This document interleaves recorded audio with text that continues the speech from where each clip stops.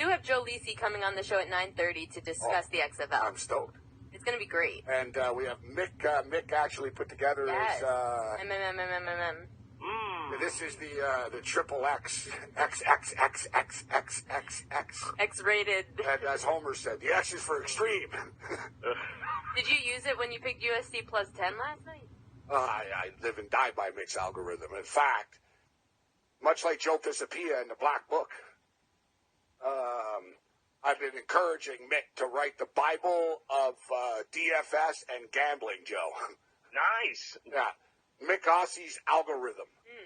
And you know what? Somebody actually brought this up to me, Ariel. Like, we have like a lot of people randomly come up to me about the show and stuff, and it was brought up about Mick's algorithms and stuff, in which it's always right around what the point spread is. It is. But there's no way that he's smart enough to go backwards and write all that mumbo jumbo and for it to land like that.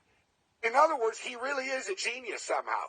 Like his craziness of gut feel, what color jersey they're wearing, recent form, who his favorite sportscasters are picking, and everything combined actually lands at the same damn thing as these math guys come up with. For the Super Bowl, I think he was one off. He's a genius. He actually does have a degree in engineering.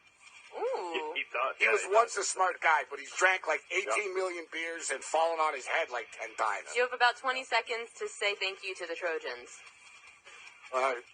We thank the Trojans for the protection last night.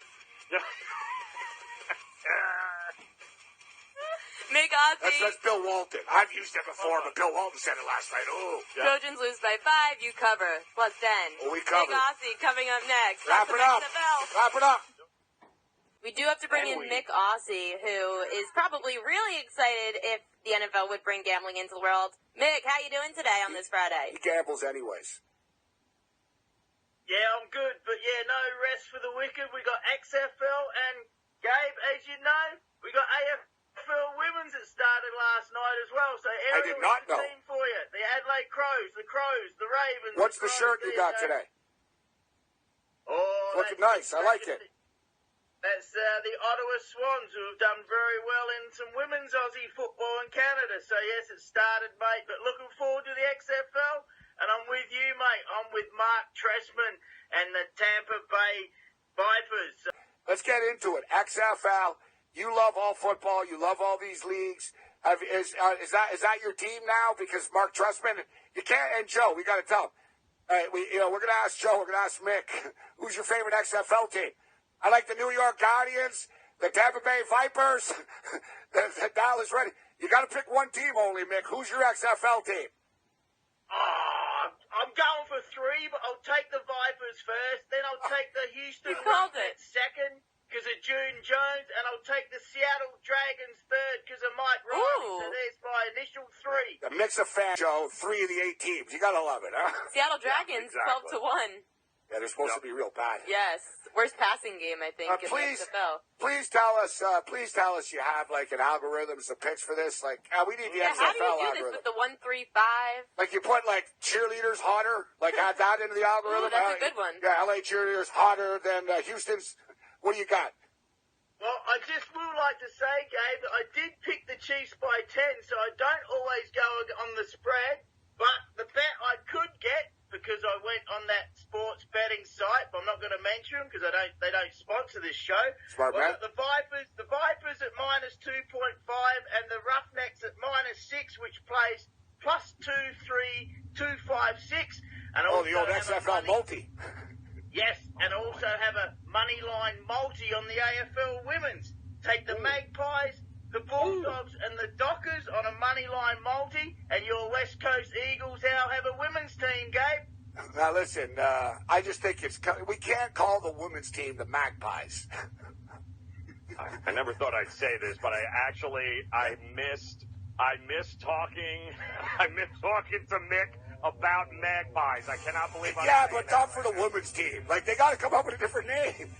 The Magpies. Mick, what are you doing this weekend before we let you go?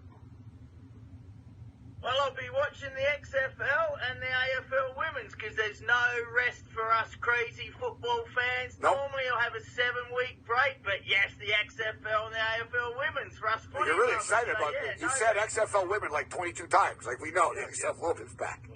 You're excited. No, AFL women's. Oh, yeah, well, I said XFL women. Huh? Yeah, no. You're confusing me now, Mick. AFL. All right, what's your... I was going to say what you should do this week is probably practice some tennis, Mick. So so when we play eventually, you're ready and you'll be able to handle yourself.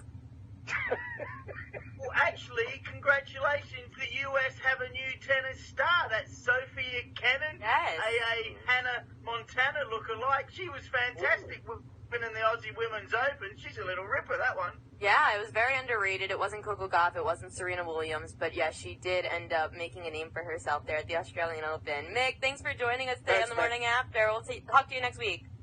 All right, have a great weekend. I think I'll frame this because, Joe, you were the first to say I was on track with Chiefs by 10. See you later. You should autograph it and sell it. You should. Damn straight. Going on a wall. Give the money to charity. Yep. For sure. All right, we have to bring Joe Women's Lisi in XFL is now. a good idea, too, though, actually. I think it was They a had like Freudian slip. They had something like Oh, yeah, that. they had the with lingerie women. league. Yes, the lingerie Yeah, league. I'm aware. I was at the lingerie bowl Big before. fan. Big fan. Yeah, me and Joe are aware. Come on. Yep. Joe Lisi has might every like that, lingerie yeah. bowl on tape. Yes. Breaking it down. Yes. Hey, Joe. The lingerie bowl on tape. Yeah.